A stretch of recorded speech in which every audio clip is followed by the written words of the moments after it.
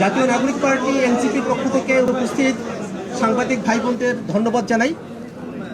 জাতীয় নাগরিক পার্টি এনসিপির পক্ষ থেকে আমরা আরপিও অনুযায়ী নির্বাচন কমিশনে দল নিবন্ধনের শর্তসমূহ পূরণ করে আমাদের দল নিবন্ধনের আবেদন আমরা এইমাত্র দাখিল করেছি।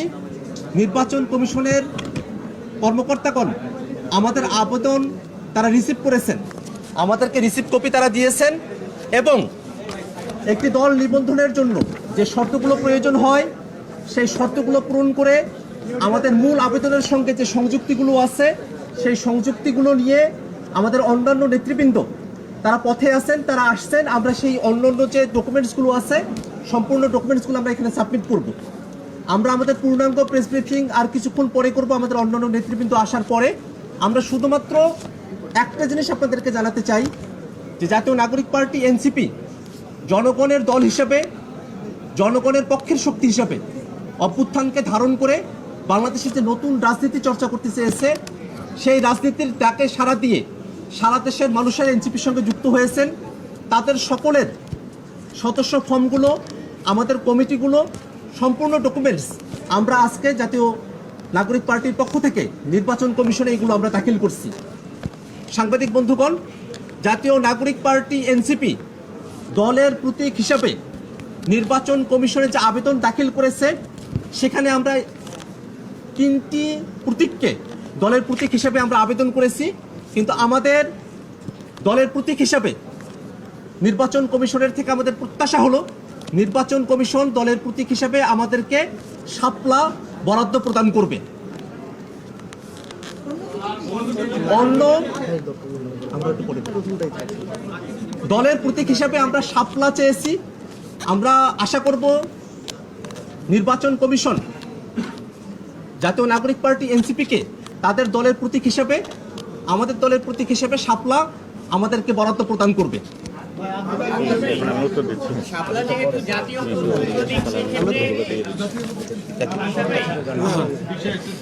সাংবাদিক বন্ধুরা, আজকে আমাদের একটি গণতান্ত্রিক পুনরুদ্ধারের দিন। আপনারা জানেন ছাত্রদের নেতৃত্বে একটি বাংলাদেশে গণ অভ্যুত্থান সংগঠিত হয়েছিল।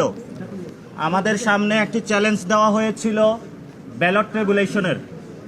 আমরা এই প্রস্তুতির জন্য আজকে দেশবাসীর সামনে দেখাচ্ছি আমরা নির্বাচন যে সাংবিধানিক প্রতিষ্ঠান রয়েছে তাতে আমরা দরখাস্ত করেছি। পার্লামেন্ট এখন খালি রয়েছে। এই পার্লামেন্টে আগামীতে সংস্কার বা ঐক্যমত কমিশনের 400 আসনের মধ্যে 300 আসন এনসিপির ঘরে থাকবে ইনশাল্লাহ। এবং এইবারই এনসিপি পার্লামেন্টে জাতীয় সরকার গঠন করবে, যার মধ্য দিয়ে গণ অভ্যুত্থানের সংস্কার, গণপরিষদের যেসব কার্যাবলী রয়েছে সেই সকল কার্যাবলী জনগণের ম্যান্ডেট নিয়ে ব্যালট রেগুলেশনের মাধ্যমে ইনশাল্লাহ বাংলাদেশে সম্পন্ন করবে। আমরা আমাদের দলীয় প্রতীকের ক্ষেত্রে শাপলাকে প্রাথমিক দিয়েছি এবং সেখানে কতগুলো কোশ্চেন এসেছে যে আমাদের প্রতীক কি, আমরা নিবন্ধন আজকে কেন দিলাম।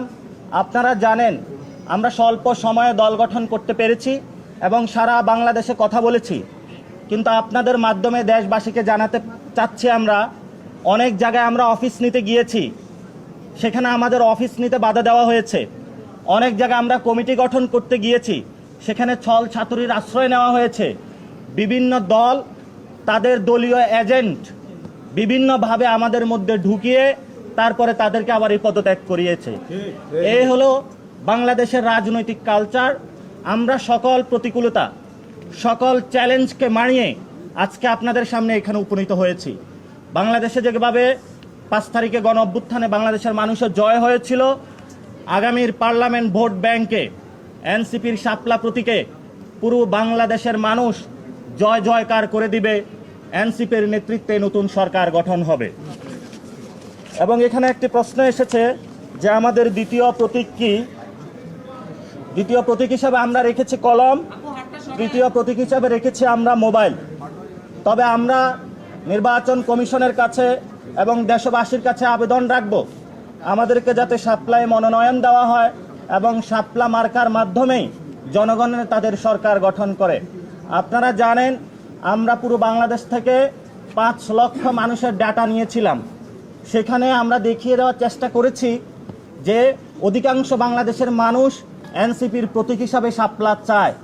জনগণের সেই পালসটা বুঝে আমরা আজকে নির্বাচন কমিশনে শাপলা প্রতীকের জন্য আমরা জমা দিয়েছি।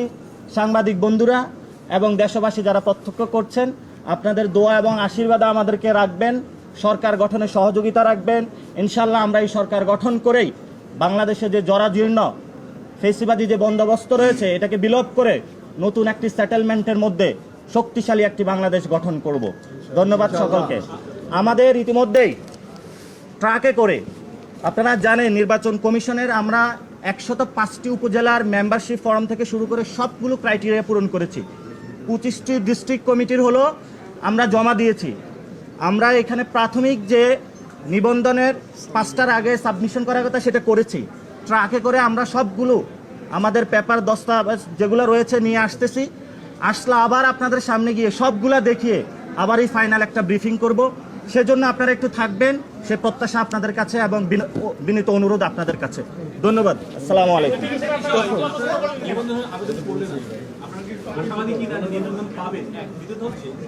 আপনি নির্বাচন কমিশনে এসেই বলেছিলেন যে এই কমিশনের পুনর্গঠন চান, সেই কমিশনের অধীনে আপনারা নিবন্ধন আবেদন করলেন। ইলেকশন কমিশন একটি সাংবিধানিক প্রতিষ্ঠান, কিন্তু এই সাংবিধানিক প্রতিষ্ঠানকে গত 15 বছরে ধ্বংস করা হয়েছে। কিন্তু সাংবিধানিক প্রতিষ্ঠানে যারা ব্যক্তিবর্গ রয়েছে তাদের যেমন পুনর্গঠন করতে হবে, নিয়ম নীতিরও পরিবর্তন করতে হবে। কিন্তু that doesn't mean the election commission Bangladesh থেকে উদা হয়ে গিয়েছে। এই কমিশনকে আমরা পুনর্গঠন করতে চাই, শক্তিশালী করতে চাই, জনগণের ভোটাধিকার প্রয়োগ আমরা বুঝিয়ে দিতে চাই।